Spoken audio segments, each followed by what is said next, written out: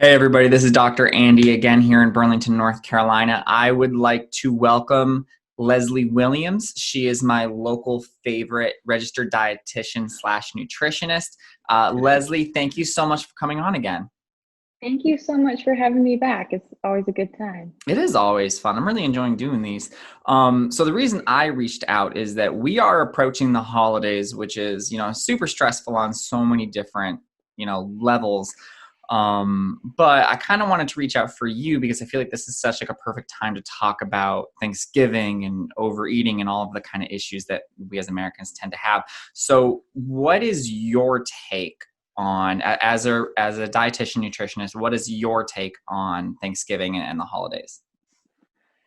Oh, that's such a good question. And I feel like the typical response and the expected response is to fill up half your plate with vegetables and make sure you exercise and things like that. And it's like, Right. Everything that's that not so going to far be doesn't work.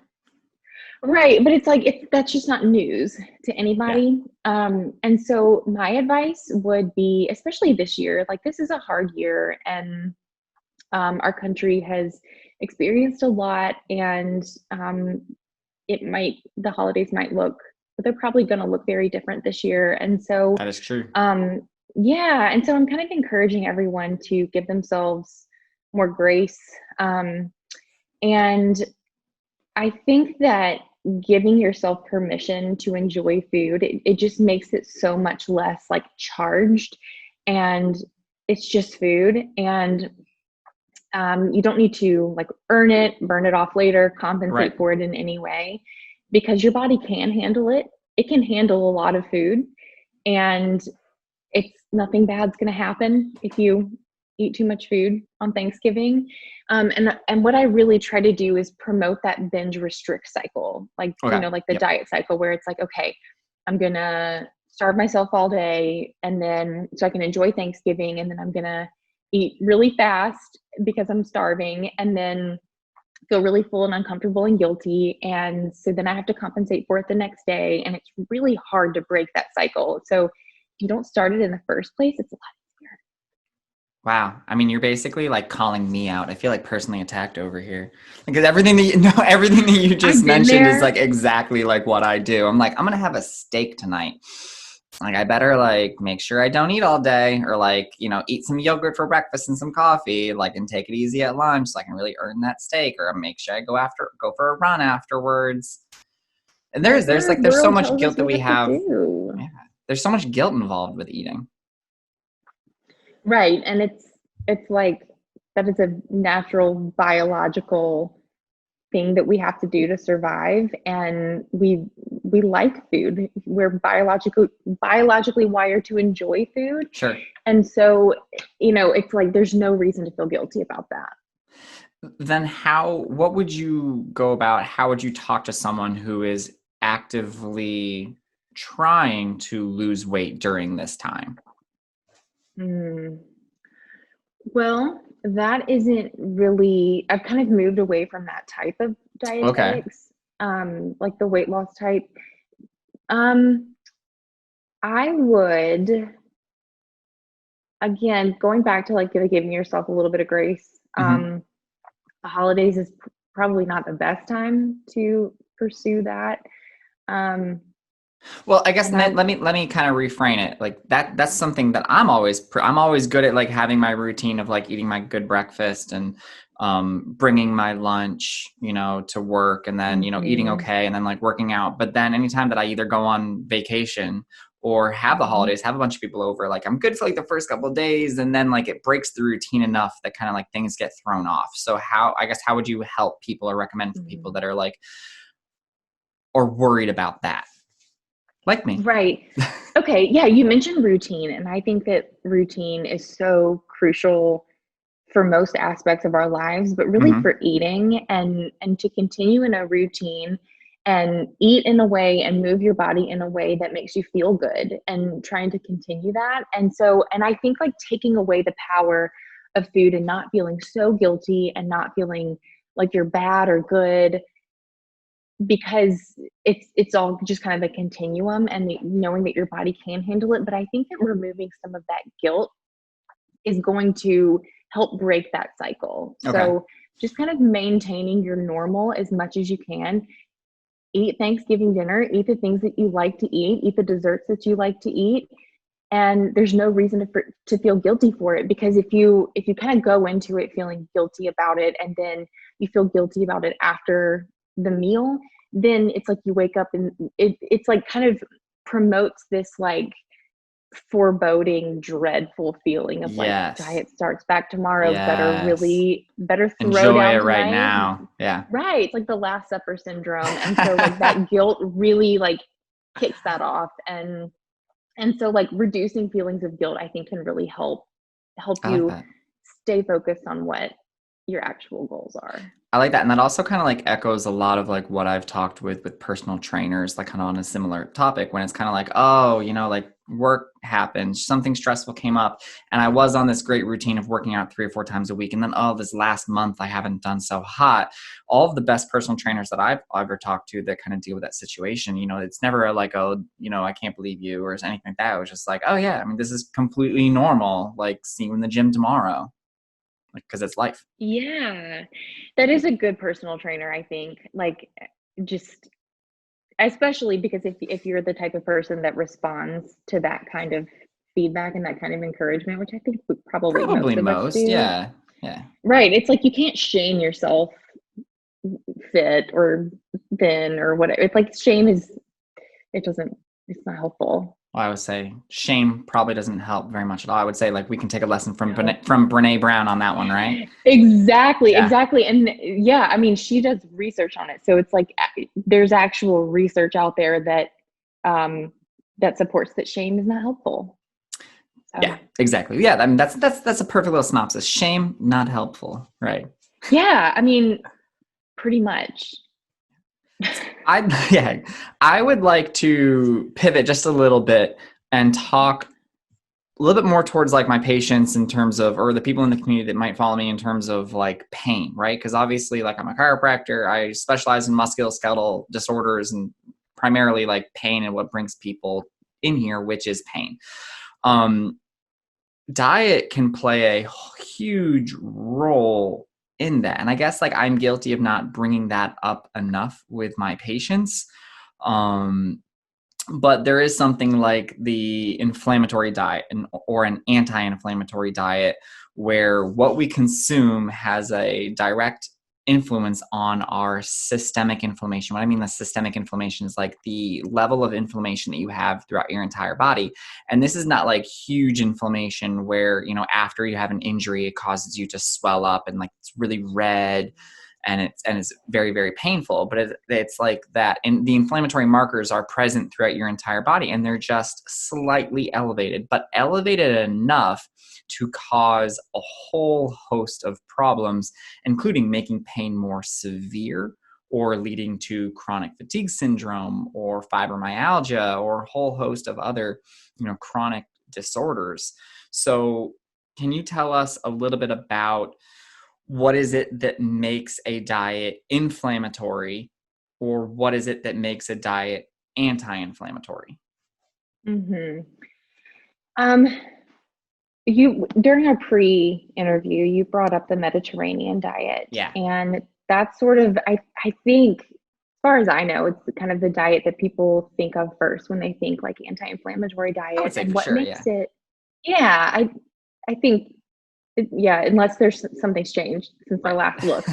Um, so what makes it anti-inflammatory is the high content of unsaturated fats and the high content, yeah, low content of saturated fats, high content of unsaturated fats, and then the high content of fruits and vegetables. And that has That's to do what with like makes it flipping the omega-3s and omega-6s, right? right. And so what we want, like, so the American diet is traditionally very high in omega-6s, which are in, it's the ratio that Yeah, it's more matters. about the ratio So than exactly saying like an omega-6 is bad. exactly. Thank you. Exactly. That's where I was going and needed Yeah. to pivot from that. But it's the ratio. And so when we naturally eat higher amounts of omega-6s and lower amounts of omega-3s, that's where the inflammation that's where the inflammatory effects come into play. So what I prefer to do is to encourage more omega-3s, rather than talk about removing omega-6s, because it just feels better to add rather than take away. Agreed. Yeah. So you've mentioned foods that are low in saturated fat, right? Or foods that are high in omega-3s. What Mm-hmm. can you name some easy, obvious ones for some of the people watching? Yeah. So the easy, obvious ones are, um, there's an exception to every rule, but most fats that come from a plant. Okay. So thinking about like avocados, Ooh, yum. seeds, nuts. I know, right? Love avocados. Olives, olive oil, and then like your fish, like fattier fish, like salmon, tuna. I think Okay. mackerel is one of them. Oh, I think so. Yeah. Okay. Yeah. So the general premise and idea is that if you have a diet like the Mediterranean diet, which is higher in those types of foods, then you could have lower levels of systemic inflammation, therefore lower levels of pain. Yes, but I do want to. I, I mean, I'm a dietitian. I've Sure. made my career about food. I think nutrition is extremely important. However, I don't want to give food too much credit, because then I think we can get into like, it's like if I still have pain, but I've been eating all of this fish, it's like, what am I doing wrong? And that Okay. may not be the case. So I think, well, I know because of research that part of the problem is, um, well, I mean, inflammation can be influenced by genetics, our environment, lifestyle, stress, all these types of things. But when it comes to food insecurity, or not having enough to eat, or not having enough to eat all the time, obviously is very stressful. Yeah. And so when someone is food insecure, doesn't always have access to food, or doesn't, or can't afford, oh shoot, There we go. sorry, I'm doing, You're good. just for the listeners, I'm doing this on my phone, and because my speakers on my computer are the worst, and I put it on do not disturb and it didn't work. So I'm not super tech savvy. It's been a rough It summer. worked out fine. Um, so it's like, if somebody has a small amount of money to feed their family, I'm not going to shame them for not going and buying organic kale or whatever. It's like, you're going to go and you're going to find food for your family, and that might not necessarily be what we would consider healthy. But going back to shaming somebody about that isn't helpful. So I'm kind of off on a tangent now, but like, That's fine. I guess it's like finding that balance. It's like, you don't have to get like the fresh wild caught tuna. If you can get the canned tuna, which is a lot cheaper and more shelf stable, and if you like that kind of thing, it's like, it's finding that balance, but ultimately not shaming people, because shaming people produces stress, which contributes to inflammation. I love the tangent because the tangent is literally my next question, which is going to be that we talked about it in the pre-interview again, like how guilt levels and shame influence our systemic inflammation. So you're basically Mm-hmm. saying like, yes, there's the evidence that supports that if you're feeling guilt or shame about your food, not just what you're actually eating, it can contribute to our inflammation. Right. And not to put you on the spot, because Moi. you're not the one being interviewed. Yes, you. Your explanation of the biopsychosocial model is way Oh better yeah. than mine. Oh gosh. Okay. Um, and so I feel like that is worth noting Going for this into? conversation as well. I Sure. mean, if you think. No. The biopsychosocial model of pain is like sort of like our newest, most advanced way of understanding pain, right? Because you can have two people same age, they maybe from the outside they look exactly the same, and they could have the exact same injury, but they experience pain totally different. You could ask, person number one, like, what's your pain level at? And you're going to say like, oh my God, it's severe. I feel like I'm dying. And you can ask this other guy, or girl, same problem, and say like, what's your pain level? I'd be like, it's not that bad. I can keep working, or I can keep going along with my life. And that's because your injury severity itself is just one aspect, one of three aspects of how our body interprets a problem. So the biopsychosocial model of pain has three components: bio, which is related to the actual injury severity and the inflammation related to that pain. Psycho is like your mental state. So if you have high levels of anxiety or high levels of stress, if your mood is bad, well, you actually interpret pain at a much higher level than someone who doesn't have as much stress or has a lot less anxiety and has a pretty good mood overall. So that's just the second category, or the second part of it. And then the third of it is social. And social is kind of like our culture and our upbringing. So if you are part of a society who thinks that when you're hurt, rub a little dirt in it and like keep on going, because pain is like a normal part of your life, well, then you actually experience pain at a different or interpret pain completely different than someone who's maybe a little bit more of like this modern kind of like American society, which is pain is bad, pain is awful, it's really, really wrong, and you have to run from it. Fix pain, like get away from it. It's the worst thing in the world, right? So if you are so two people with the same levels of pain, if their mood and their anxiety is going to influence it, bad mood, higher levels of pain, great mood, lower levels, or I don't remember if I just reversed it. And then socially or culturally, if you are from a culture, you believe personally that pain is fine, it's okay, it's a natural part of life, well, then you experience pain at a lower level than someone who thinks that pain is completely awful. And so obviously this is kind of dynamic, meaning you can change your mood and you can actually change your own interpretation of what pain means through education. Either reading something or kind of educating yourself, learning about it. So if you have a problem with pain, you have a chronic condition, especially chronic conditions, acute pain is a little bit more of like you've had an injury. Sure, come on in. I can help you get over that problem. A lot of my patients have chronic problems, and chronic problems are a little slow, sometimes, not always, are just sometimes a little slower to resolve. And the reason is that it's more about their interpretation of what's going wrong than the actual injury. The injury may have been 10 years ago, and believe it or not, that's not there anymore, right? But what is there is still your expectation that it's supposed to hurt. And because of that expectation, it still hurts. So you can actually educate yourself, learn about it, do mindfulness training or box breathing, something to help calm your nerves.